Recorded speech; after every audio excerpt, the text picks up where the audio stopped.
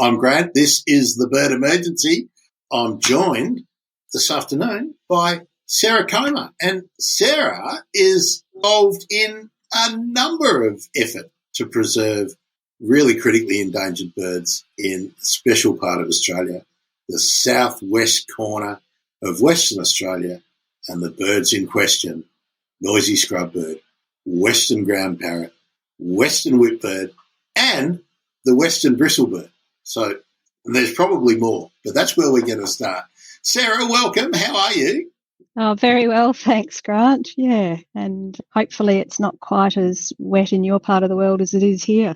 Just as we've been chatting, it's gone from being a little bit wet to being very wet outside my window, so hopefully people can't hear it so much. Sarah, it's been a long time coming that we've been back and forwarding about getting this chat going, and that's because it's sometimes not easy to speak to people from government departments because there's a whole framework of who can talk about what and what has to be said. So I'm really glad that you have been able to join us. But tell us what your role is with I'm going to call it the Department of Conservation in Western Australia, but it's actually got a different title. Tell me. It has. It's currently the Department of Biodiversity, Conservation and Attractions. You're responsible for looking after the conservation reserve system and working with threatened species and ecological communities across the state. And actually, I must apologise because I was actually given approval to talk to you last year, but we've been out and about. It's been a fairly hectic 9 months, I think, since I got that approval. So it was nothing to do with the bureaucracy at all. But let's talk a little bit about that. And actually, I want to talk about the department name. Usually when we talk about Department of Conservation or Environment, in most jurisdictions, it's a hugely compromised department because they tend to put logging and mining in with, and often planning in with conservation. And they put it all together, and you've got these things that would seem to be mutually exclusive, but they're all trying to operate together. Now, attractions in the Western Australian sense, does that mean tourism? Yeah, okay. It does. It seems to be there's synergy between how your department is organised. So I'm giving that a big tick compared to over here where we've got the Minister for Conservation saying, we're really concerned about all these animals and birds that live in our mountain forests. And at the same time, I'm the Minister for cutting the forest down. Yeah. Bonkers. Yeah, I think we're probably quite fortunate, and even more so on the south coast where we're not even in an area that's part of the state's logging, which is actually coming to an end anyway. So yeah, definitely the attractions is the places that people love. People love to go. Rottnest, Kings Park, the national parks that are everybody's back garden and make people feel so good. So let's locate that area that we're talking about for you, and it's that southwest corner of Western Australia, for want of a better term. And let me pull this up so we get a map up as well and share that. Yeah. So we're looking at this bit down the bottom here. Okay, so I'm actually on the south coast. So, the southwest proper, which is Margaret River and Manjimup and that part of the world, isn't part of the region I work in, but around Albany, which is where you are now. Which is where I'm moving cursor down there. So that's the region we're talking about. When I talk about Two People's Bay, now this is Margaret River, isn't it? On the Capes, on the west. Okay, so when we're talking about Two People's Bay, which one of these land management units are we talking about? The first one with the little blips on the south coast. So go to your right. This one. Right. So that's so that's the Albany area, and then we work right the way out to the east, where you can see the little dots off the coast. So that's all of that. Okay, so that's it. So when I do the web page for this episode, I'll be able to clarify it better. But if you're watching now, you'll see where my cursor is going around. That's the region that we're focusing on. Okay, so good. We're out of there. I'll come back over here. There we are. Sarah, we're going to talk about the noisy scrubbird, which I was really familiar with as a kid because it was always in Australia's wildlife heritage, always featured in that as being one of the rarest birds in Australia. The Western Ground Parrot wasn't so much in focus back then, and we're talking the 70s I'm talking about.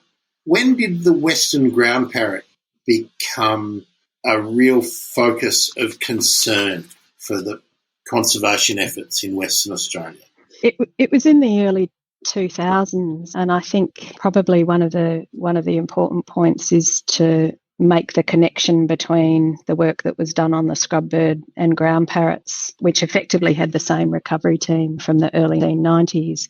And when we looked at using a similar translocation strategy to build new populations of ground parrots in the early 2000s, we suddenly realised that we had a bit of an issue with the population having crashed in the area that we were looking at as a source.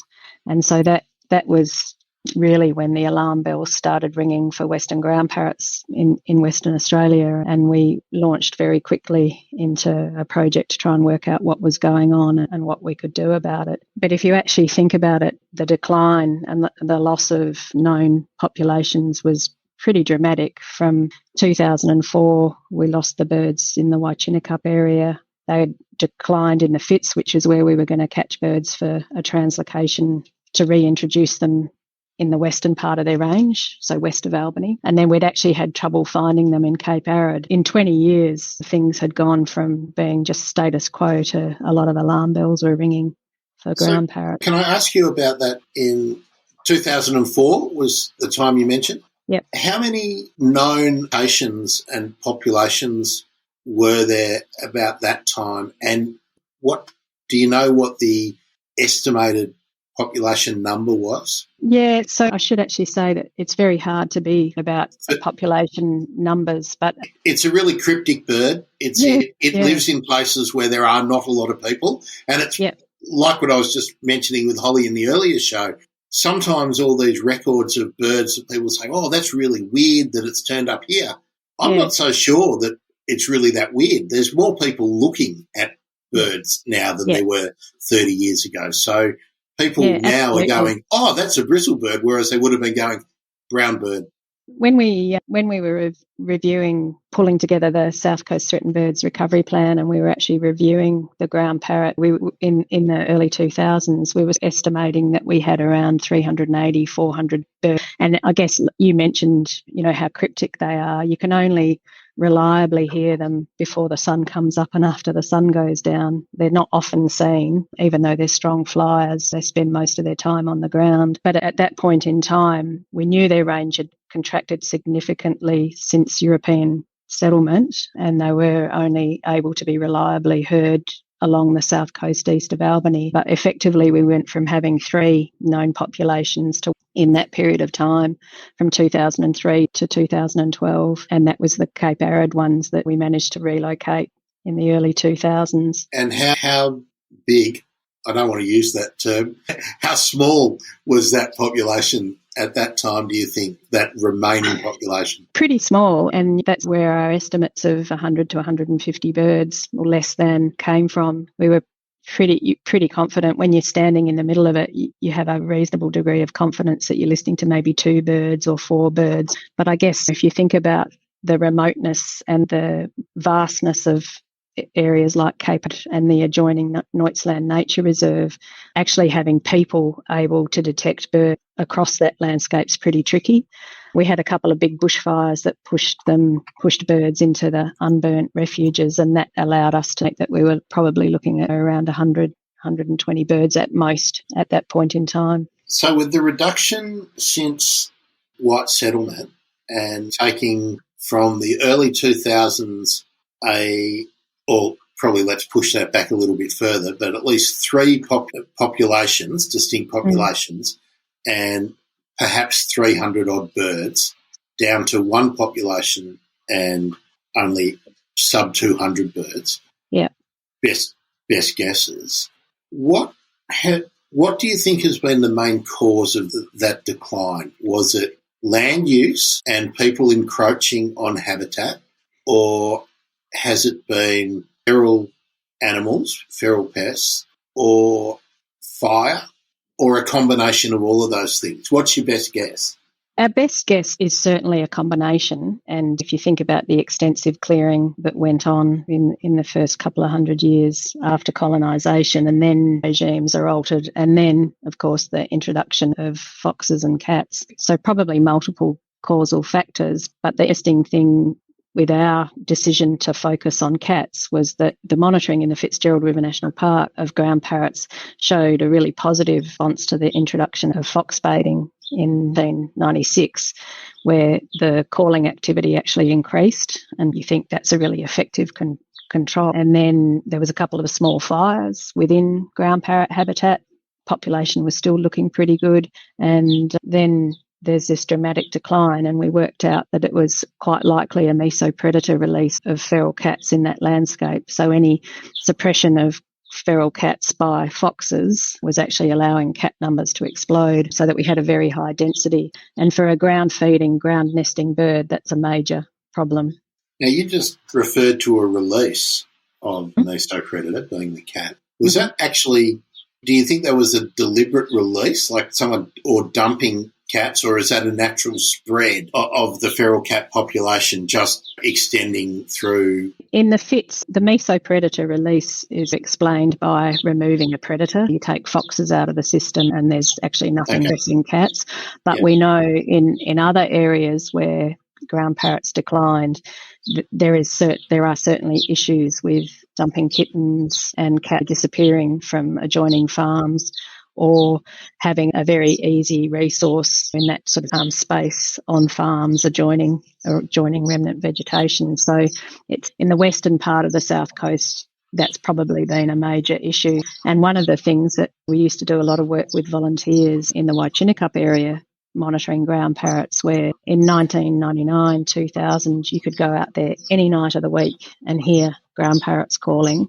But every night that we were out listening and we'd drive home, we'd actually see cats crossing the road, there was obviously very high numbers there, and that was quite likely a combination of dumping close to major towns and also refuse situations where they were doing very well. Yeah, so a challenge.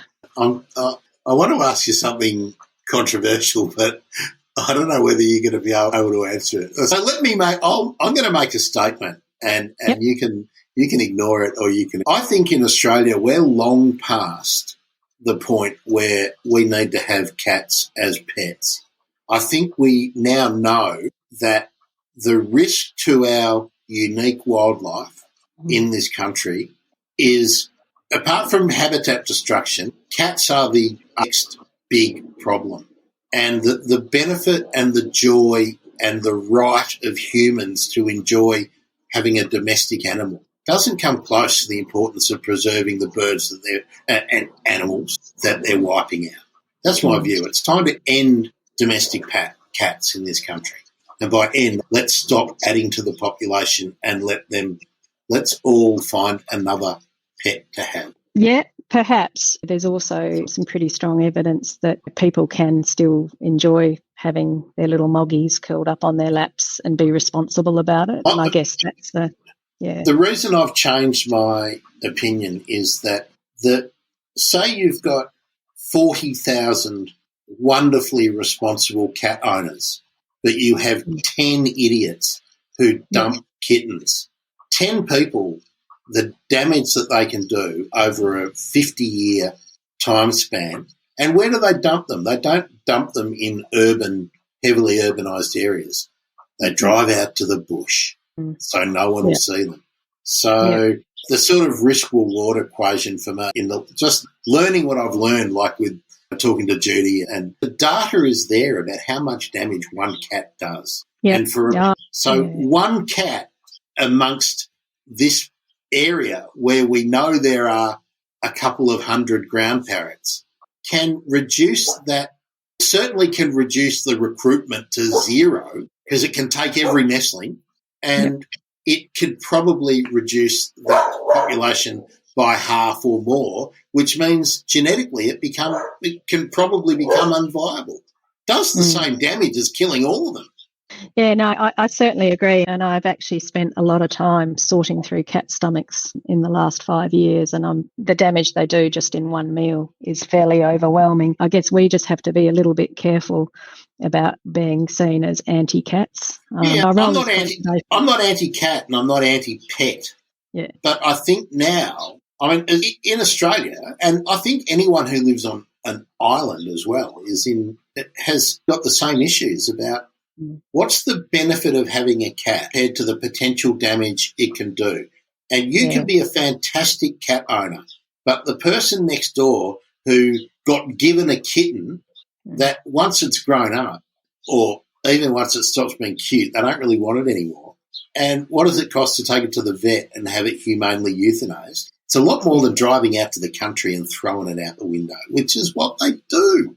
Yeah, I'm not disagreeing with you. It's really important, but it is controversial, and I guess that's where you need to actually. I mean, my job is about conservation of wildlife, and cats are absolutely horrendous in that space. So yeah. And it's a conversation that we're not having as a community, which is, and I understand that it takes a long time to change attitudes and all that, but we don't have a long time for a lot of these birds, and certainly a lot of our mammals. We don't have a long time. No, that's what I was saying. Yeah. So let's talk about these locations that the ground parrot is existing. How many of these locations are they sharing with the noisy scrubbird and the western bristlebird and the western whipbird? Are these locations fundamentally important for all of these species, or a combination of any of them?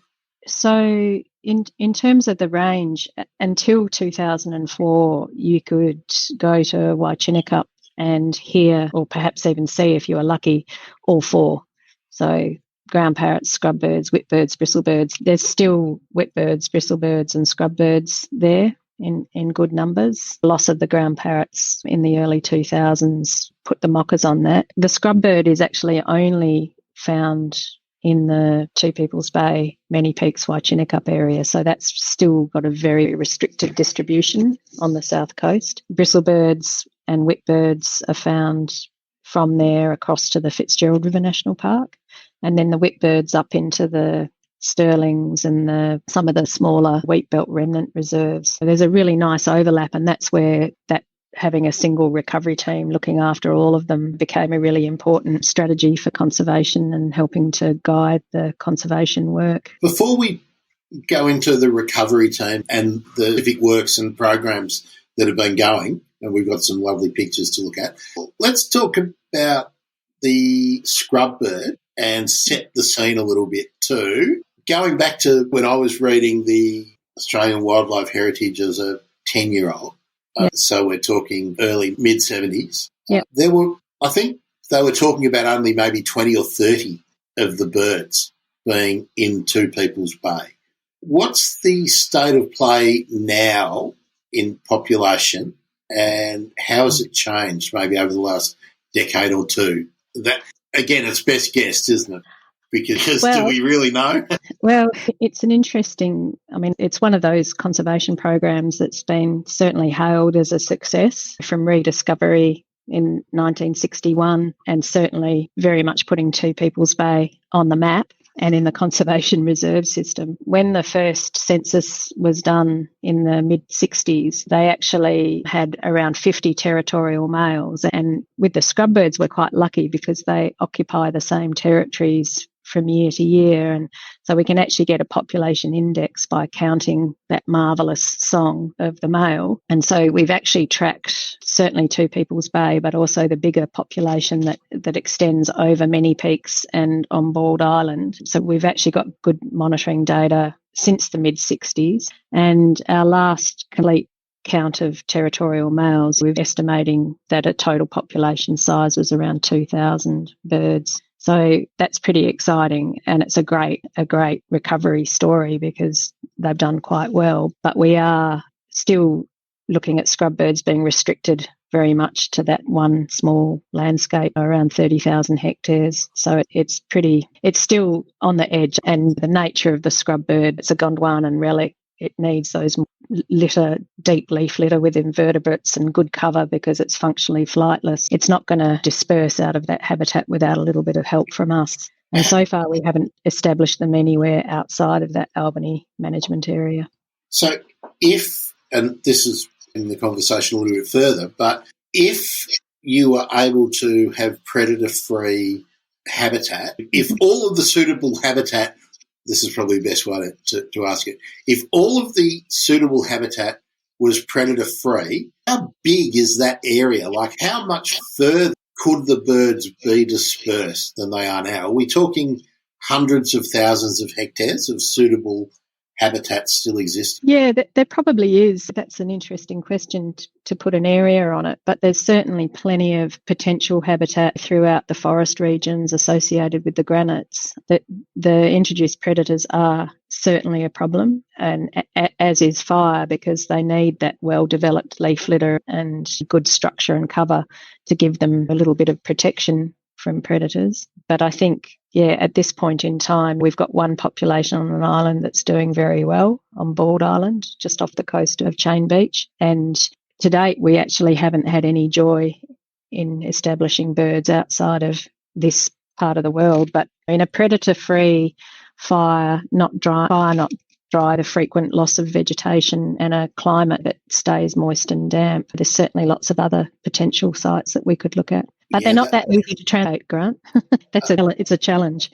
Yeah, we'll talk about that in a minute or two. Western Whipbird. What's the state of play with the Western Whipbird, and what are the pressures and the limiting factors for that one? The Western Whipbird's an interesting one. The genetics has recently been done for the species across its range, so knowing that they're found in South Australia as well. And Victoria now. And Victoria, yeah. And it looks like the two western subspecies will actually be combined. It hasn't actually happened yet, but they are doing really well in areas like the Fitzgerald River National Park, the Stirlings, the areas that are unburnt. We've got really good monitoring data from that recently, and then around Waichinukup and Many Peaks. And then they're popping up from time to time across the coast as well between those reserves.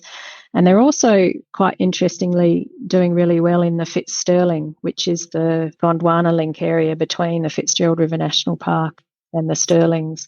And they've been recorded in some of the restoration landscapes out there, which is pretty exciting too. So the re-veg areas. Yeah, forgive me looking down. I'm just comparing my two bird books that we were talking about, the Western in the show about the rediscovering of the white-bellied summers in Victoria. Yep.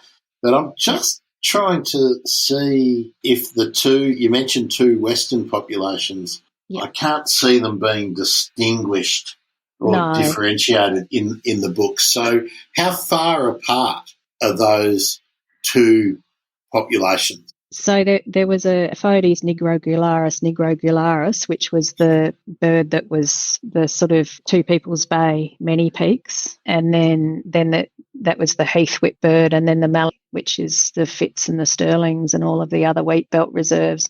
So that was a subspecies differentiation, that's been resolved now, but the taxonomy takes a while to catch up, and the listing. So by resolve, they're being lumped into the one. Okay. Yeah, but they're still distinct populations, though. Yeah, very much, and they're still a pretty good indicator. They seem to be quite sensitive to fire and fire regimes, and they do have limited dispersal capacity. They don't fly huge distances. They need to be able to get from A to B in terms of dispersing.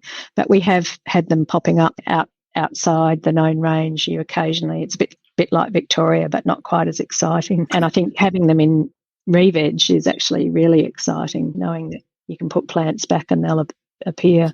Yeah. That was going to be my next question. How closely linked are they to a very specific habitat type?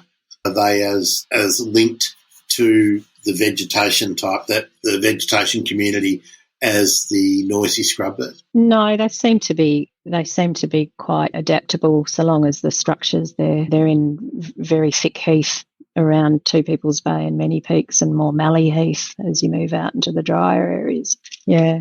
Okay. Western bristlebirds. That was the next one that you want to talk about. Now, I know virtually nothing about the Western bristlebird, and the Eastern bristlebird is one of my bogey birds, the number of times I've gone looking for it and I've heard it but never seen it. So tell us about the Western Bristlebird. Where is it occurring and what's the state of play in the conservation status of it? So Western Bristlebirds, again, in two quite disjunct populations. So Two People's Bay, Many Peaks, Waichinukup is one locale, and then in the Fitzgerald River National Park. And they're actually another one that the call gives them away. You often hear them before you see them, and they've got a beautiful call, which in the Fitz is often associated with a trill, and then occasionally we might hear that in the Western population. We do a little bit with bristlebirds and fire. There's been some great work done by Chappelle McNee from BirdLife and Alan Burbidge on and Brenda Newby on trying to understand the relationship between fire and bristlebirds in the Fitz. And that's sort of become quite relevant to the management in the Two People's Bay area, with some fairly significant bushfires there in the last 7 years, including on Mount Gardner, which was actually a fairly intense bushfire. So we've got two different rainfall patterns in the two areas, even though they're only about 300 kilometres apart. It's much wetter on Mount Gardner. And, the bristlebirds seem to be recovering from the fire a lot quicker in the wetter areas than they do in the Fitz, where the vegetation takes a lot longer to regrow and have that structural complexity that's so important. And I think one of the things that we're really keen to do is look at bristlebirds going forward in terms of what recovery actions we can do to improve their status. They're cryptic. It's quite a lot of work in surveying them. We've recently been doing some work with AUs, or autonomous recording units, trying to increase our understanding of calling patterns. And hopefully in the future we'll go back to translocating them back into historical habitat as well. But it's sort of, with the recovery team, the priorities in the last few years have definitely been ground parrots and scrub birds because of what's been happening with those populations. With the bristlebird, tell us a bit about their lifestyle. They're territorial. Do they pair up? Do they pair for life? And have you got any idea of how large a territory is?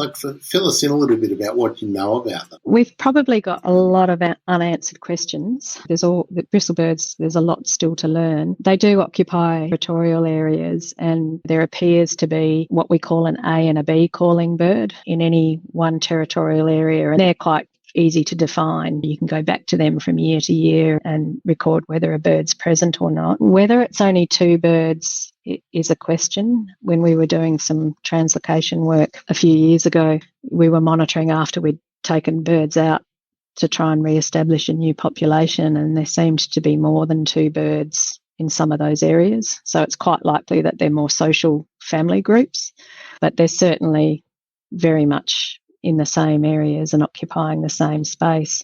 And that's highly variable depending on where you are, which population you're looking at. So there's been some quite nice work done historically on Mount Gardner, looking at the area occupied by bristlebirds and how that changes over time. But they're still relatively small territories, and it'd be good to repeat some of that in the Fitz.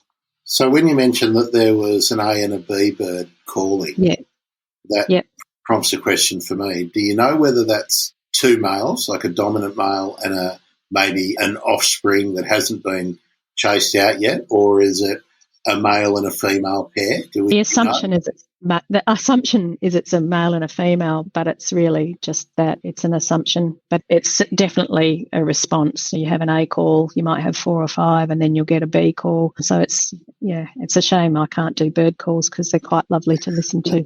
And I didn't look up today, but I think when we first started talking about having this chat, I think I was looking for some calls to play, and I think they were restricted on Xeno. We can share them, Grant. So, I think because I totally get why they are restricted. You don't want people going out there and going, "Oh, wouldn't it be great? I could sell a bristlebird if I can."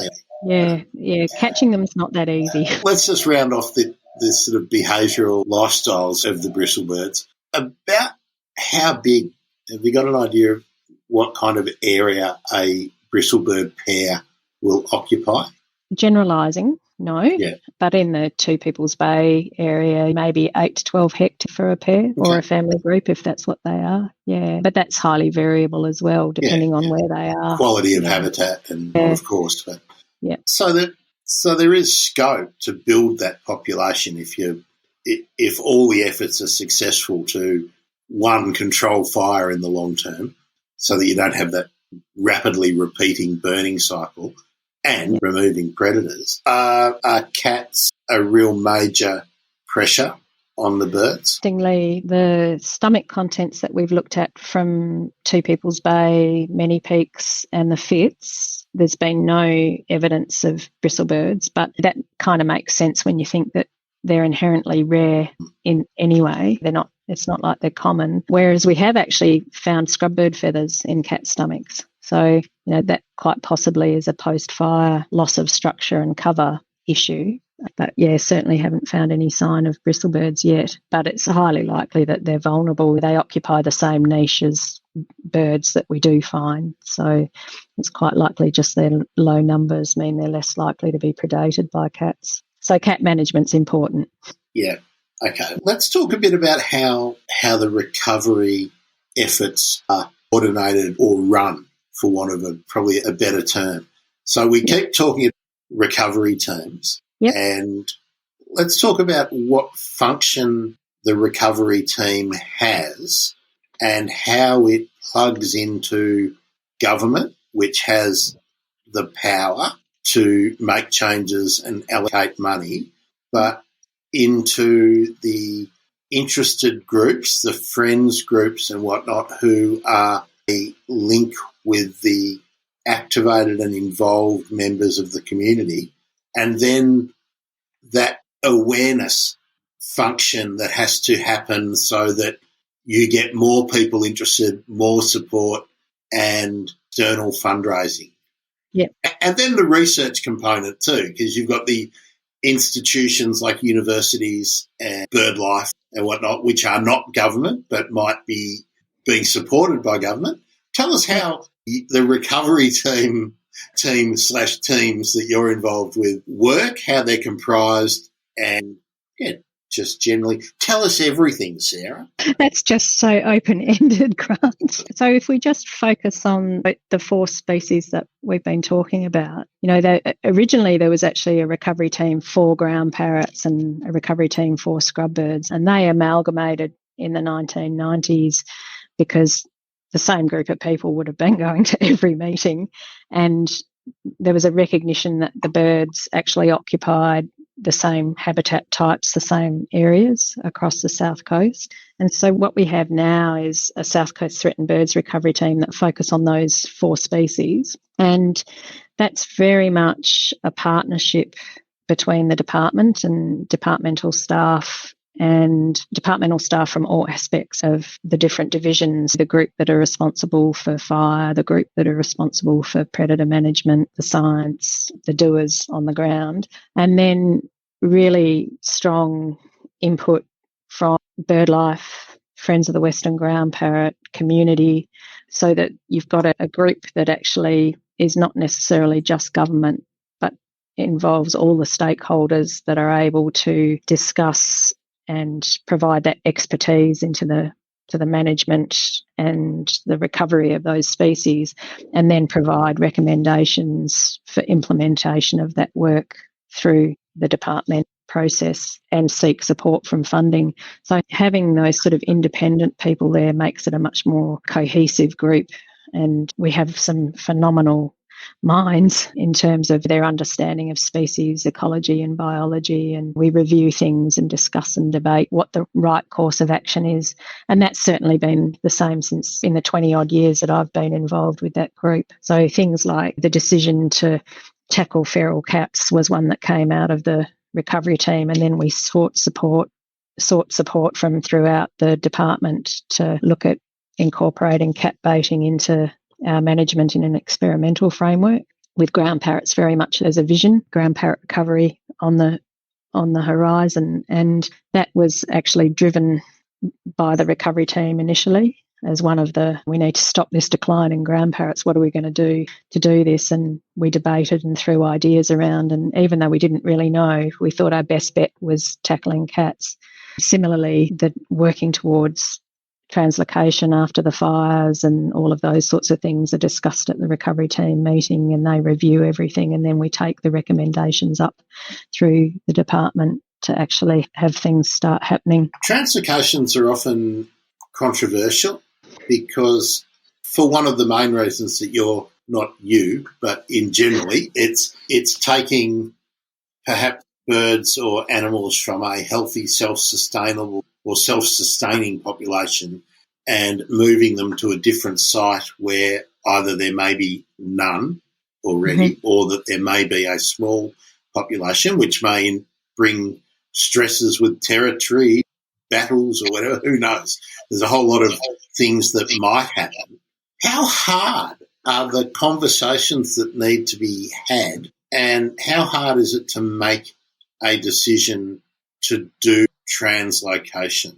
That's a really good question. I think one of the things that we've had to struggle with, certainly from a ground parrot perspective, is this idea that post 2012, we literally had all of our birds or our eggs in one basket, in one population east of Albany, fire-prone environment, really susceptible to lightning strikes, hard to get to for fire suppression activity. And in 2015, we had 2 big bushfires, one in October, one in November, and we were in the park in between those 2 fires. And when we looked at the available ground parrot habitat post-fire, we'd lost over 80% of the potential habitat, and then you've lost your structure and your complexity. Your roosting, nesting habitat becomes way too open. And so even though we'd been hammered by fire, we were still thinking we actually need to have these birds in more than one place for security.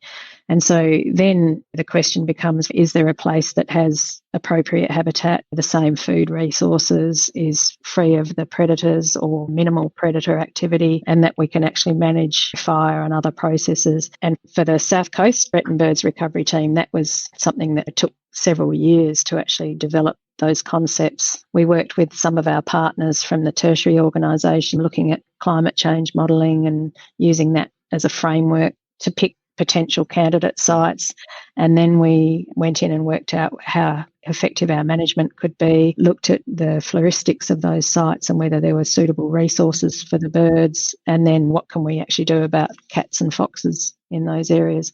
So it's a big challenge. But if you don't take the risk, then every little patch of unburnt habitat could also be lost in that year. And we were also monitoring the source population fairly closely to work out how many birds we might be able to take out. And it is challenging. It's a risk-reward calculation that needs to be made, and people need to understand that there is a risk in it. Now, often what goes on with the management of species that are so limited in distribution, small, maybe getting to that stage of being genetically too limited, captive breeding is often running along the management of the wild population and efforts to either reintroduce or translocate. So have you got captive breeding going for any of these species? Scrubbirds captive breeding was attempted in the very early stages of the recovery program, and that wasn't successful. In the mid-2000s, we started talking about whether it might be something that we could do with ground parrots, and that was that was our second stopgap to try and make sure that we didn't lose a species. And so you just maintaining an insurance population was the main reason there? Yeah, and at that point we actually didn't know whether they could be kept in captivity. So that was the first question, and very much the focus of the initial years of having a few birds in captivity was to work out the husbandry and whether ground parrots actually did okay in aviaries. And then more recently that program has been shifted to the Perth Zoo, and they're doing a lot of work to try and figure out if they can actually be bred in captivity. At this point they've had some promising behaviours, but they've only got a small number of birds, so not successful yet. So our preference from a translocation perspective was to actually look at whether we could do a wild-to-wild translocation, which is what we've been focused on for the last couple of years. Yes, so what we learned from that is that we can't assume that a captive breeding program will either increase the population or maintain it. So if you're taking birds from the wild to put into a captive breeding program that isn't increasing the numbers, then the obvious choice is it better to remove birds from a wild population into a suitable habitat where there are no wild birds rather than bringing them into an aviary to have a punt. They're both punts. They're both punts. And I think one of the things with the captive program is that we have learnt an incredible amount about ground parrots from having those birds in the zoo, and it's actually been really valuable to us as field ecologists, the knowledge that's come out of that. We're still optimistic that they may have some success in breeding them in captivity, but in terms of spreading the risk of losing all of our ground parrots with bushfire, we've actually been confident that our management in Cape Arid has slowed the decline. We've actually seen some really positive evidence that we're doing a good job with cats in the presence of fire. So a wild-to-wild translocation was the logical thing to do. So that was a 3-year project. Can we talk about that a bit more in a minute? But can I get you to tell us what are the really important things that you've learned from having the ground parrots in captivity? I think there's been a remarkable sort of development in the understanding of the mate feeding and the way that they socialise and interact with each other. And the zoo staff have got some pretty phenomenal CCTV where they can actually observe what the birds are doing pretty much all the time, or as much time as they have, and just looking at how the birds relate to each other, how important the native food plants are for them. They eat seeds and flowers and fruits, and they actually have a delivery of plants from the bush, from the south coast regularly. And even though they've got a fantastic supply of locally grown food plants, that pick that comes from the bush down here is really important. And we've got a lot more sense of the husbandry skills. The zoo have just learnt a lot about what you need to do to keep these birds alive in captivity and healthy. We've learnt a lot about the diseases that may be an issue, and some of those things are ubiquitous in the natural environment but become more of a stressor when they come into captivity. So, yeah, I think it's been a really valuable program. And then things like calling activity and just things like the way that the males interact with the females and interact with each other. Without that high level of observation, you'd never pick up those sorts of behaviours. Can you tell us how long individuals are being maintained in captivity? Have you got an idea whether there's a significantly shorter lifespan or a longer lifespan for the birds in captivity? Has it been going long enough for you to know that? I don't think we really know. We don't really have a sense of lifespan in the wild because obviously we're not tracking animals over time. We do have a couple of individuals that have been in the captive program for just over 10 years, and they're really healthy, but you'd expect them to be reasonably long-lived birds anyway. Yeah. So that's quite promising, isn't it? That if the zoo staff, the aviculturists who are in this program are able to unlock the key to get successful breeding happening, that means that the recruitment potential of one or two pairs is pretty good because they're quite long-lived birds that so far. We don't know if they're going to be like kakapo or something where they're living 60, 70 years, but you know that getting perhaps 6 to 10 breeding seasons out of a pair is feasible, even though it hasn't happened yet. But that could lead to the recruitment of maybe 20, 30 individuals over that period from one pair. Yeah, that's right. Yeah, so it has enormous potential. Yeah. And I think just like I said, that knowledge of the husbandry and the basic ecology that's come out of having birds under such close observation has been invaluable. Are they very choosy about what they eat in the wild? Can you give us an idea of some of the key plants that they eat? I guess in ground parrot habitat, we know that we've got a really diverse mix of sedges and grasses, flowering plants, so a lot of the proteaceae and the melaleucas, and then things like the peas that have seed pods. All of what we know about the ground parrot diet in the wild has come from a single study of a bird in the mid-2000s that was followed around and videoed feeding. And one of the amazing women who's worked with ground parrots for a long time, Brenda Newby, actually sat down with that video and documented every flower and fruit and seed that it visited.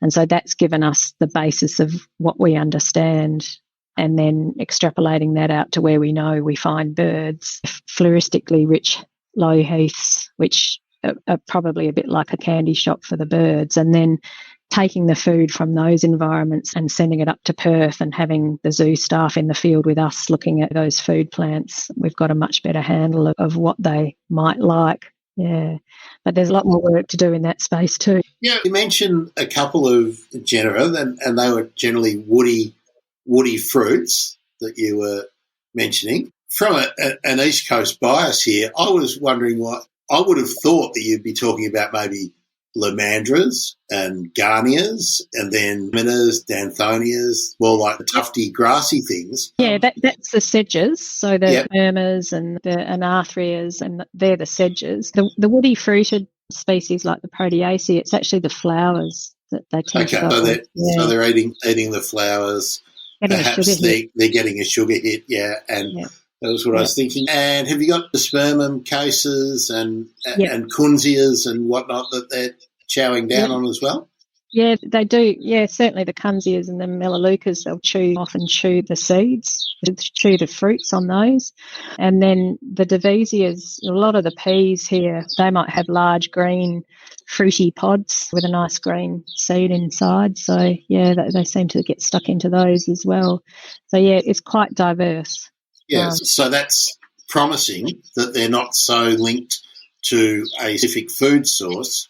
It's the structure of the habitat that is important rather than the specific makeup of the floral community. So that's absolutely that's really something I hadn't really thought about before. For the Western Ground Parrot, historically they were known as swamp parrots, because a lot of the habitat was associated with swampy areas, which is actually what we've had around Waichinukup and Chains Beach, whereas in Cape Arid they're very much in the low heath on the Sandplain country and in the Fitzgerald River National Park. So, yeah, quite variable, but it's all based on there being adequate food resources. And I guess that idea that the swampy nature of them, if that's more desirable, that tends to indicate that if the predators can be under control, there might be much more habitat which is suitable for them that they're currently not in. So that's promising as well, isn't it? But there's loads of potential habitat, and we frequently get reports of ground parrots, and we're very keen to follow up on those. They usually tend to be rock parrots or elegant parrots that people have seen, but there's right the way around the southwest and up to north of Perth, there's loads of potential habitat. Those two Neophema parrots that you've just mentioned, are they significant competitors, do you think, or do they occupy different niches? Yes, different niches, and while there's a general overlap, we don't usually see those in the core areas that are occupied by the ground parrots. Cheers, Peter. I've just put Peter's comment up. I couldn't resist because he said it's a great chat, and of course, that's lovely. I'm just getting my water bottle. Tell us what you're studying. I'm interested. He said he's got to go back and study, and of course, you can always catch the replay and whatnot, Peter. So let's kick it around a little bit, Sarah, about what do you think the future holds? Are you confident that a real concentration on cat eradication can make a significant difference over the broader landscape in southwest and Western Australia? I think absolutely.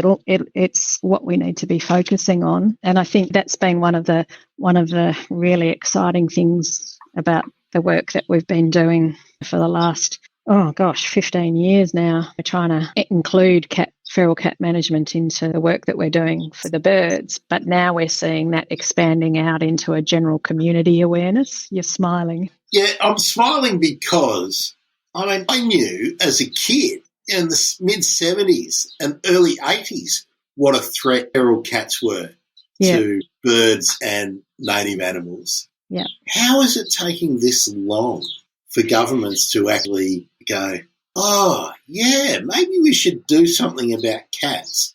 Now, do you think it's because of that issue that we touched on a little bit, that people are really reluctant to take the cat community on?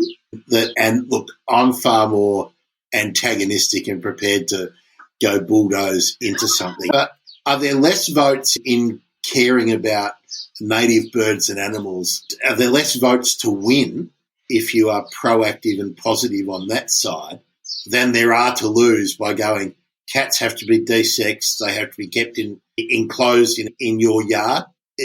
What's your feeling? Because you're in the space, right? You're dealing with this all the time, where I'm just looking at it from, bloody hell, there's another bloody cat outside the park. I guess it's really part of that increased appreciation and understanding of the value of our native species. And maybe some of us have not articulated just the level of impact as well as we could have. All the recent efforts, some fantastic work being done around the country, just highlighting how significant that impact has been. It probably wasn't so much in the public, in your face, so to speak, before that. And I think that's actually quite sobering when you think so many people have been aware of the issue, but how do we actually tackle that as a community? And the more that people value our native species and birds, and the more we're likely to get people on board, which is why some of the work that's happening around, certainly today and around our patch, is so exciting, because it's not just a problem for government. It's actually a problem for society.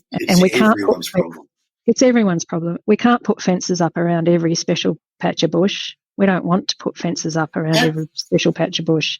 We just need people living around there to understand that if they've got cats, they need to be kept inside. And while that exclusion fencing in areas is important, if that's the go-to solution all the time, that means people say, okay, the problem isn't that we've got all these cats running around everywhere. That's not really a problem, because we can solve it by doing this. And predator exclusion zones is not the solution. It's a stopgap measure to mean that we don't lose stuff in the meantime. Yeah, absolutely. And a lot of the animals that are contained within those zones, they need to move. It's not a solution for the long term or for the broad scale in the landscape. No, that's right. And I think, like, you've just hit it on the head, it's a stopgap, but it's not a longer term solution. And when you're thinking about birds like Passoporus, the genus, fences aren't a good thing. Because you want them to disperse. You certainly don't want two mature territorial males stuck, or let's say 20, in an area they can't escape. No. Whether they kill each other directly is one thing, but the stress levels is going to be very high, which means that any recruitment is probably going to be lessened. You're actually damaging your own efforts. So, we have to have so many different solutions that are available. Now, Sarah, let's whiz through some of these photographs and you can tell us what's happening and where they are and who's who in the zoo, so to speak. So let's have a look at this one first. Wow. Okay. That's taking a step back to around probably 2014. And this is part of the mob that we're passionate about ground parrot conservation, but also tackling the feral cat issue. From back, Lucy Saul Cowan, Jeff Pinder, Andy Chapman, John Pridham. And we actually, in the 2012 to 2016, we actually worked outside the region with Dave Algar and other colleagues on feral cat work on Fortescue Marsh. And this was one of those days where we got caught out by rain and ended up looking like we'd been rolling around in the mud. But we were tackling the feral cat issue both on the south coast and up on the marsh, and that actually allowed us to keep a team of people employed for a solid 5-year project, which was pretty amazing. And so we'd go up there and in the winter and then be working down here from spring through to autumn. So, yeah, a great team of people and a privilege to work with them and the many others. I quite like this picture because it's really nice to get grubby at work. Yeah, I was going to say there's some grubby faces and whatnot there. But it begs the question, the comments you were just making there, that was a 5-year project. Yep. Now, can you tell us what is the state of play in that area now with cats? Has the good work or have the results of the good work been maintained?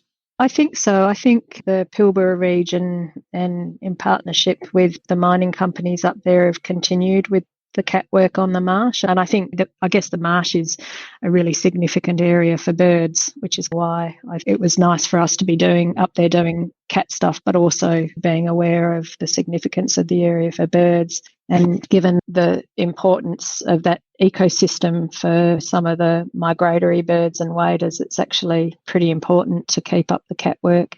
And yeah, that's still being managed through the Pilbara region. So we don't do quite as much up there now, but that's good, because the point of the question was that there needs to be continuity of funding and continuity of the management needs to keep going. Otherwise, you have a 3-year project, you do a whole lot of good work, and then everyone packs up and goes home, and then 10 years later, it's all been for.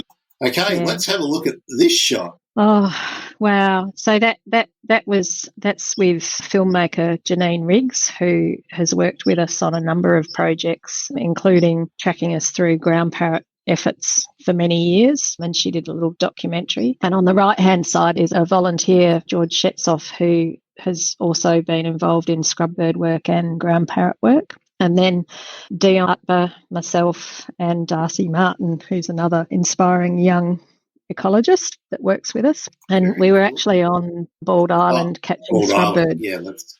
So that's actually Bald Island, which is 800 odd hectares just off Chain Beach. And scrub birds were translocated there in 1992 as part of the efforts to secure the species. And they've done remarkably well over there. Do you have a population estimate for now on Bald Island? Yeah, there's around 150 territorial males, so, between 400 and 450 birds probably, which is quite interesting because when they were first translocated, the Alan Danks, who's been one of my mentors and was actually my boss for quite a while, they had estimated that the island could support maybe 30 territorial males. And what we've seen on Bald Island, which is a breeding site for great-winged petrels, lots of really productive ecosystems, different vegetation communities where the seabirds are nesting, is the scrub bird numbers just went through the roof over there. And so you can't really go anywhere on the island and not hear that beautiful territorial call.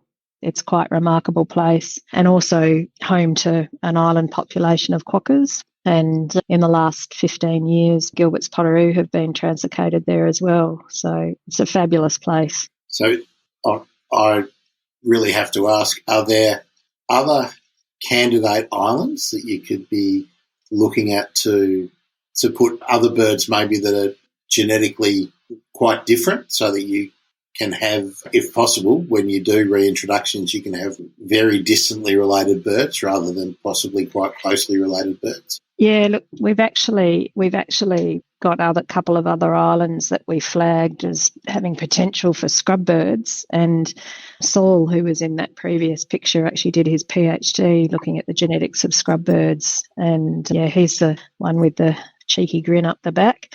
And this one? I can't see. Oh, no, the yellow wearing a cap? Yellow? No, behind shirt. The orange shirt. No, behind you. The one I first. So Saul actually looked at the genetics of scrub bird translocations, and certainly the selection of birds for Bald Island in the 90s turned out to be quite fortuitous, because they hadn't actually lost a lot of heterozygosity in that shift of what was a very small number of founders. But certainly if we were going to be looking at other islands, we've got a much information base to be managing the genetics of the population now. We did actually try a translocation to Mondrain Island in the Recherche Archipelago. So That's southeast of Esperance, and it's the same geology and fantastic vegetation, and we looked at the leaf litter invertebrates and found that there was good food resources there. But we had a fire on the island just before the translocation, and we decided... I was going to say we decided to go ahead because there was an area of unburnt vegetation that would be fairly suitable, but then we went into a drying spell for a couple of years and that appears not to have succeeded. So at the moment we've just got them on Bald Island. Well, it might surprise you. Maybe someone will head out there and find some. That might be... Yeah, it'll be pretty exciting. Yeah. Now, what have we got here? People doing work. What's happening here? So...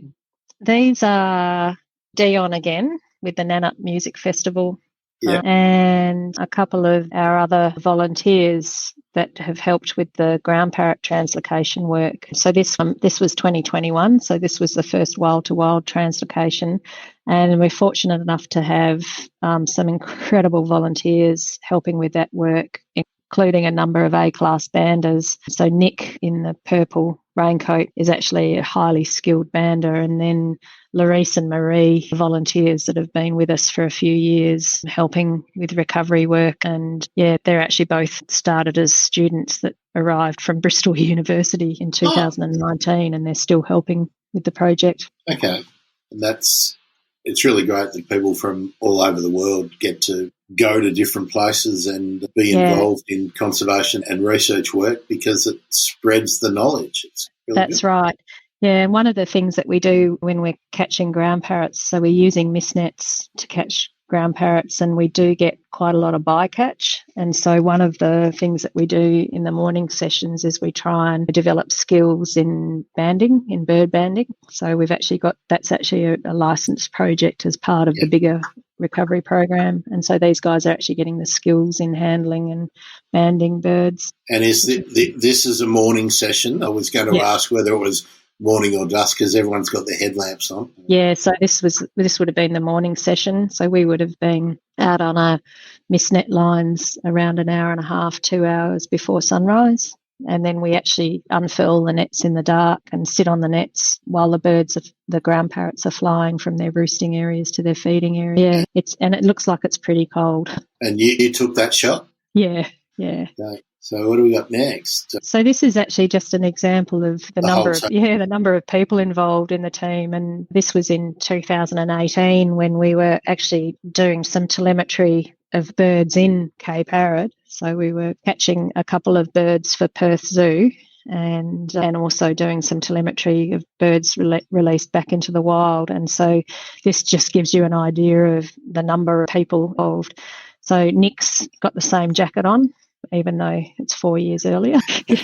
And then, the project team, we've got people from the Friends of the Western Ground Parrot there, Perth Zoo staff, volunteers, and some other really amazing A-class banders. And then I should point out Alan Danks is on the left-hand side. So he's one of the legends that I get to work with. And Alan Burbage is in the middle with the beard. Yeah, and just an amazing group of people, still smiling after 20 days in a field camp in the middle of Cape. Now, I was going to ask you about the tent. So you've just given me the answer. So for 20 days, you've been living in tents. Yeah.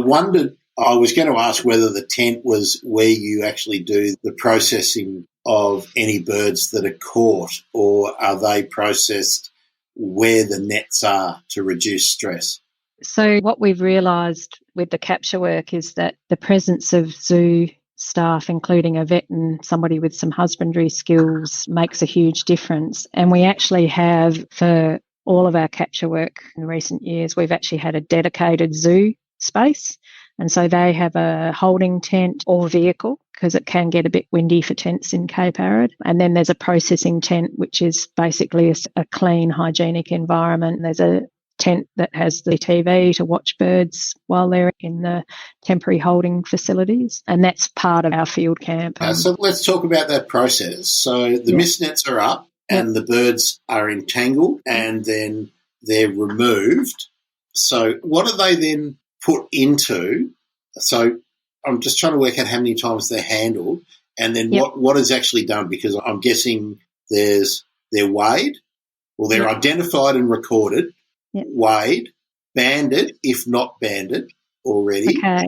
And is there feathers taken, or is there blood work taken, and is there a fecal swab? Let's talk about exactly what happens when you process. So I should point out that the process has been refined and had lots of review and obviously revision. trial and error, and you find out what needs to be done and maybe what's stressful and what doesn't need to be done. And that's basically what we're trying to do, is absolutely minimise the stress.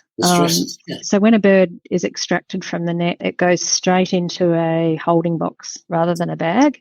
Now, is it dark or is it open-fronted? No, it's dark. Yeah. Okay. Yeah, it's dark. It has a selection of food in there, native local food, but not loads of stuff, just enough to give it some footing and something to nibble on if it wants to. That bird's then transferred back to the holding facility, which could be 20 kilometres away from camp, and then it goes straight under the observation of the keeper, the husbandry expertise from the zoo, and often there'll be heat lamps and a small camera goes in just so that any concerns can be flagged then. And then once they're happy, once the zoo staff are happy, the bird's processed, and that's all done on an individual basis based on an assessment of how the bird is, and the objective is to minimise the handling time. So you can get things like fecal samples out of the carry boxes, and they're pretty useful.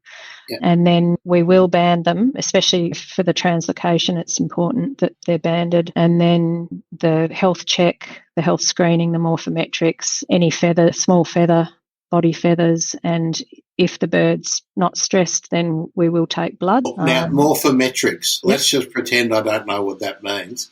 Is that where you put a caliper on the beak and the back of the skull or something like that? Yep, that's right. Yep. Head length, bill length and width, and a wing length. And that actually, there is a slight difference between males and females, but those morphometric measurements actually do cluster quite nicely into male-female. And perhaps age as well, maybe. Yeah, so age is something that we can usually do on the plumage, and if we have a young bird, primary coverts will be quite different to the older birds, and then we can actually have a look for wear, signs of wear and tear. Occasionally you'll get birds that are looking pretty ratty. It just depends a bit on the time of the year that we're catching them. So that's done in an enclosed space, minimal number of people. We take a few photos, and then the birds go into a larger holding box, which is beautifully decorated or fitted out with native food plants and water and a seed mix. And then they're kept under observation until they're transferred to their new home.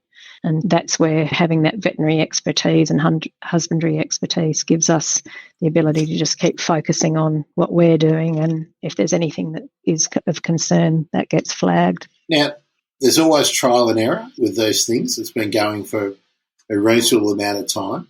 Now, they're never 100% successful, and there's stress on birds, and some birds react well or don't. I'm assuming that there's been some casualties in this. What has happened, and have you been able to work out what are the most stressful of these activities, and what have you changed because of that? Yeah, so we actually have had a few injuries, and I guess it's worth remembering that ground parrots have been caught in mist nets since the 1980s, and we realised when we brought the first birds into captivity in 2009, 2010, how important it was to soften the aviaries because they're such strong flyers. Obviously, you can't have them flying into things, but there actually seems to be an issue with the coracoid joint, which is something that is quite odd and seems to be specific to the Western Pizzoporus. Yeah. We've spoken to people over east and they've never seen this problem. Is that a leg or a neck? Or? No, it's basically shoulder. Think of that, that from the scapula. It's a bit like the clavicle. Yeah, and there's just a small little joint that seems to be quite weak, and whether that's stressed by the angle that they hit a net or we don't know, but we've actually been very aware of it being an issue. Is it repairable if a bird, is it a dislocation or a break? It actually appears to be a break that can actually cause issues with the lungs underneath. Okay. And so it's in the birds that we've had an issue with is it has expressed differently in the different situations. And one of the things that we've realised is that we probably we have tried using different gauge mist nets to try and soften the impact when a bird comes into a net, and then being very aware of it. And this is part of, I mentioned before, we now have as a standard, it's only an A-class bander, somebody who's really familiar with handling birds, that gets ground parrots out of a net. Yeah. So everybody else learns to do a bit of a holding pattern if a bird hits a net in front of them. And so that means that it's actually people who are quite experienced with handling birds, very experienced with handling birds, that are actually getting them out of a net. And we actually didn't have any injuries in our recent capture effort. So we're constantly trying to improve. And I guess it's one of those things that you learn once you start to be engaged with catching birds. Things present like this coracoid issue that we just never thought would be a problem. But we have had one bird that's had a coracoid fracture that is actually still alive and in the zoo. Oh, that was going to be my next question. If you do get a bird that suffers a mishap of some sort, that they could join the captive population and hopefully survive and live out a good quality of life, rather than being left to die an awful death in the bush. That's right. And absolutely. And that's one of the important things about having such a great multidisciplinary team. We all have expertise in different areas, and when we do have a problem, we're able to talk about it as a group. And having that support from the zoo staff has just been phenomenal. And there are options at the zoo, and anything like that creates another learning experience. We learn more about ground parrot when they head in that direction. And something that we should point out, that before any of those things are done, there's a whole ethical clearance procedure that you've all got to go through to be sure that that the work is worthwhile, important, and as safe as possible for the birds. Now, you mentioned before telemetry. This is telemetry, right? Yeah, that's telemetry from the ground. Yeah, that's right. Yeah. So we haven't talked about birds having harnesses or collars or tags. Yeah. Have you been harnessing or birds in the wild? Yeah. So this is actually one of our colleagues from Esperance, and she's tracking a bird in ground parrot habitat in Cape Arid. So you get a nice idea of the structure of that vegetation, and you can see how much is flowering. No myoporums in there's a eucalypt just to her left, and then the white flowers are the lysonemas, so the curry plants that are flowering through there. Yeah, it's really pretty. But she's actually tracking a bird that has a harness on, so we've used harnesses with ground parrots, and that's based on the idea that they'll actually be a weak link, or they will rot and the birds can actually chew them off if they need to. Yeah, and it's quite interesting. A lot of buyers of these transmitters say, oh, you can't put them on parrots because they'll just chew them, but ground parrots are actually pretty happy with a transmitter on their back, and they will get rid of it if they want to, but it gives us even 2 or 3 weeks of data is incredibly valuable, especially when you're translocating birds to a new area. So the bird that Em's tracking there had a combination of a VHF and a GPS logger on it, and this actually turned out to be quite fortuitous because these birds were released in 2018, and we had a huge bushfire in January 2019, and all of that habitat that she's in was burnt, and it was quite a high intensity fire. So we actually had 5 birds with transmitters on before the fire, and they were doing quite well, and then we had the fire, and we managed to relocate 3 of those after the fire, which was quite interesting to see what they did. 2 of them we disappeared. We didn't see them again. But yeah, so we had one bird fly around 20 k's to the nearest patch of long unburnt habitat, which was pretty cool. So that raises other questions, doesn't it? Like, did that bird already know where that patch of habitat was? Or do they fly well enough and get enough altitude to know? Or I don't know, Grant. But these are the things that we don't know, but they're fascinating when we find them out. Yeah, that's why every time you answer a question, there's usually another question that pops up. Yeah, at least one. Okay, let's have a look at the moment when a couple of them get a new home. Yeah, so this is the translocation in 2021, and in this picture is the wonderful Abby Berryman on the left, who's done loads of work with scrub birds and ground parrots. Helena Stokes, who was a BirdLife project officer working as one of our team. So she's actually been sitting in the same office until she left for a permanent position with AWC recently. And then the legs belong to Paul Watteen, who's the chair of the Friends of the Western Ground Parrot. And we were talking about improving things and learning. So you can see these birds, this bird actually has a transmitter on. So this has a VHF and a GPS transmitter. And this was the first wild-to-wild translocation. And we did things very similarly to how we've done grub bird translocations over the years, where you have somebody letting a bird out of the box.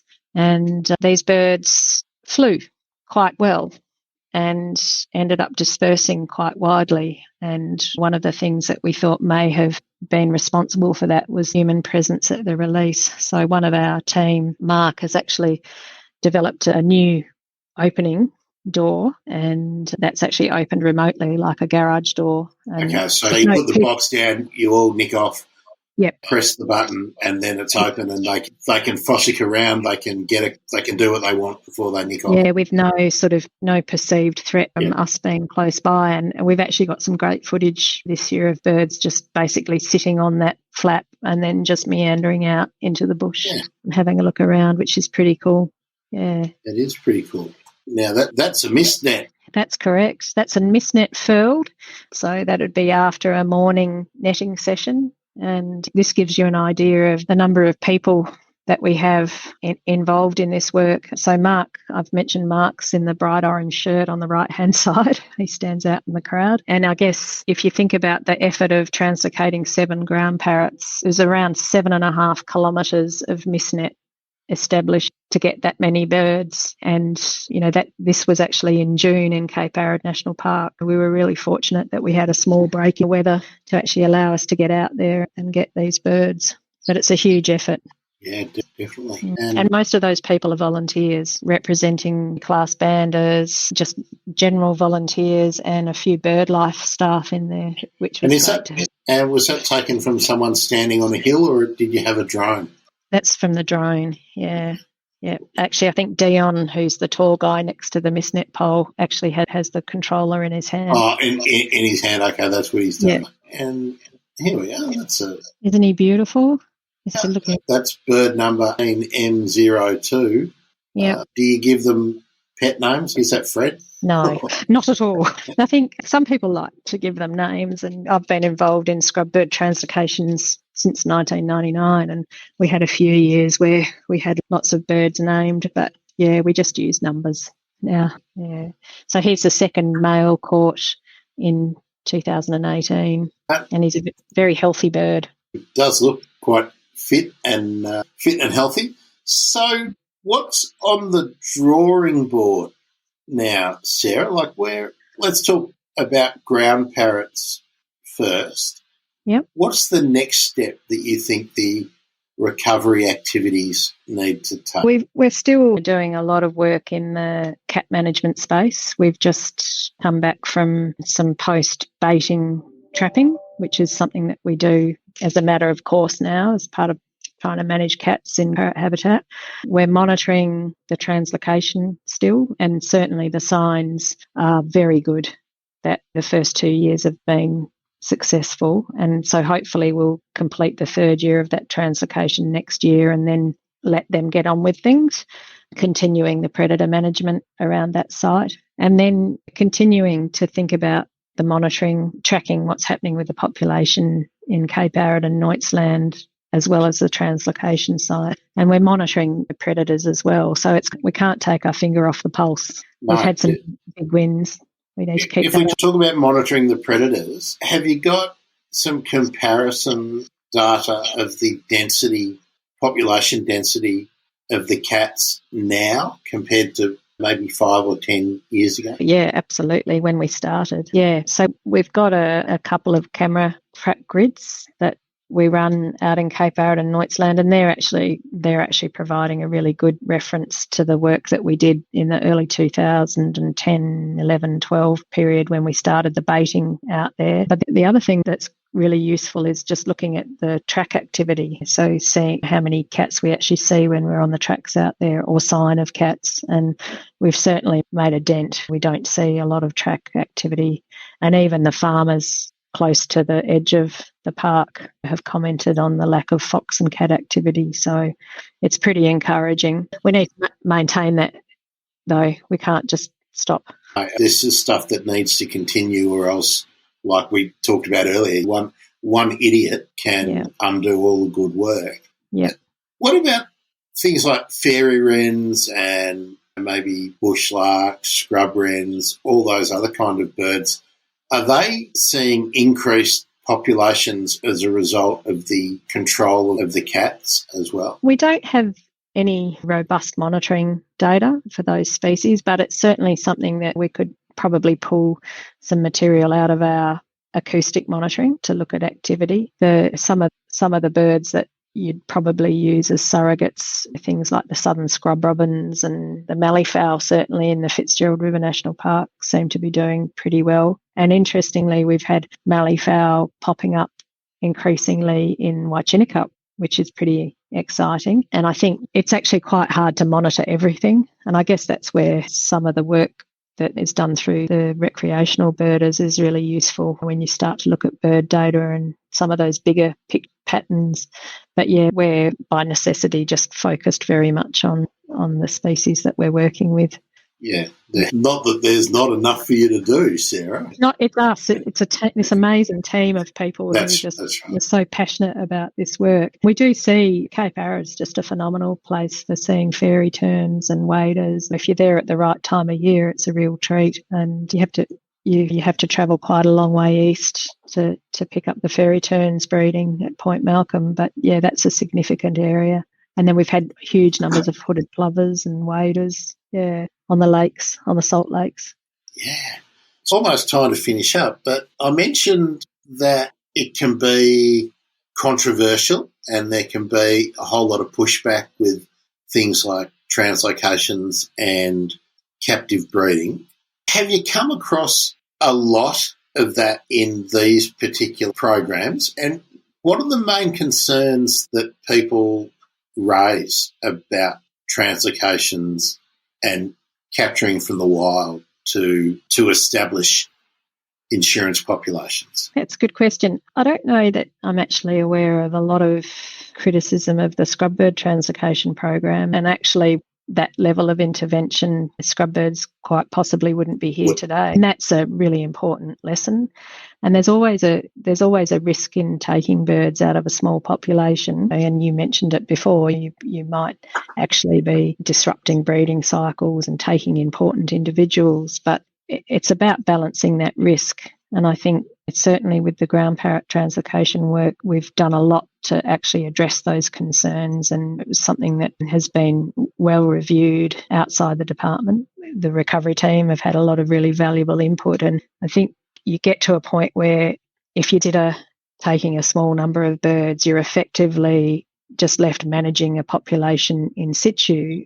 And when you have these nominal stochastic events, which we're quite used to down here now, your hope starts to fade. And so it's about finding that balance, but then also being able to communicate it and being able to take people along for the ride, I guess. This is all risky business. We've done a lot to bugger things up and we need to try and make things better. And being able to re-establish populations that have disappeared in 2 decades is actually pretty exciting stuff.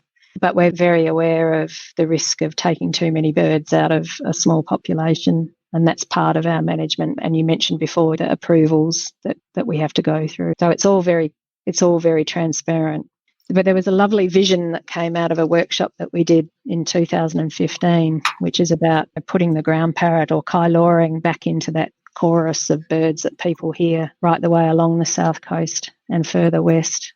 And I think that's a nice vision to have and to support. Certainly can't resist this one. Go on. Do you want to get the Worth brothers involved so they can get an insurance pack of genetics so you can reanimate something if it does go extinct? Who? Grant, I don't turn the telly on very often. We've got 2 famous actors in Australia who are big news in Hollywood. Chris Hemsworth and his brother Liam. Mm-hmm. And I can't believe this one's got under your radar. They want to Jurassic Park the thylacine. So there's money being put together to do this, right? Yeah, is that coming out of Hollywood, is it? Yeah, it's money from people who have made all their money in Hollywood. But, how? Yeah, my team would support you in your incredulous disbelief. I'm not very good with all of that sort of stuff. I tend to keep my head in a hole. But I think let's just focus on looking after what we've got. That's right. Let's not lose what we've already got before we start Jurassic Parking things. Yep, totally agree. Can you imagine a government saying, yeah, we could buy 40,000 acres of habitat with this money, or we could bring back the thylacine. Yeah. And then where are the thylacines going to live at Australia? Yeah, I don't know. That's one of those conversations that I think needs to be had with a stick in hand. That's right. Yeah, but landscape scale recovery and looking after the patches of bush that we've got now and the species that are still extant and have a chance, I think is much easier. Yeah, that's right. It's easier not to wreck what we've got rather than magic up something that we don't have anymore. That's right. That seems to be my situation. I agree completely. Yeah. Last thing, we've talked about 4 West Australian birds that need a lot of help. What we had to say, bird number 5, 6 and 7, what would they be from your point of view that really need intensive management and conservation efforts that perhaps aren't getting them already? Because it's a really small pie, right? Yeah. Look, I think I'm very lucky to also be involved with some of the Australasian bittern work, and that's happening across the country and New Zealand, and some phenomenal work going on. But certainly in the southwest of Western Australia, significant loss of the wetlands that species needs, and I think we need to really see it as a bit of a flagship for healthy wetland ecosystems, and lots more to be done in that space. I love the cockatoos. I just love birds, and I think they're such a good indicator of healthy country and healthy ecosystems. The cockatoos, some of the waders that have that amazing challenge of travelling such big distances, and so much work to be done there. I don't know how much we can influence here, but certainly awareness is a big part of it. I know we've talked in general terms about doing this again, maybe with some other people involved. So we're way over time or out of time. So I'm going to leave all the standard bird emergency questions that I usually ask everyone until the next time we get there. So that'll give you time to think about what the best bird is, because I know that's a big question, so you can take that away to think about. Thank you. Yeah, it's a very big question. And I'm glad you told us that you are a birder, because there's a whole lot of bird nerd questions that have to be asked. We just have to ask them. But Sarah, I really want to thank you. It's been a long time coming, and I think we covered an awful lot of ground in this chat. Thanks to the department for letting you off the leash too. The department let me off the leash quite some time ago. Yeah, I think it's not fair to think that they didn't. But I just know that often the messages are very controlled and whatnot, which I understand. And thanks to the friends groups and all the volunteers who get involved. And that's right, and make a super. Yep, it's a huge collaboration. That's right. And let's go the West Australian feral cat group as well. We've had a chat with as well. Yeah, no, it's just I can't. I pull cat stomachs apart as part of my study, and I've just been overwhelmed with some of the things I found, and birds in particular. I think it's a real eye opener. So that's where we can make a big difference. Definitely keep your bloody cats inside. And we can have a much wider ranging bird chat next time. Yep. Sarah Comer thank you. Been great to talk to you. I'm Grant. I'm a bird nerd. That's Sarah. She's over there. I'm here. Yep. We'll catch you all next time. Thanks very much. Thanks, man. See ya.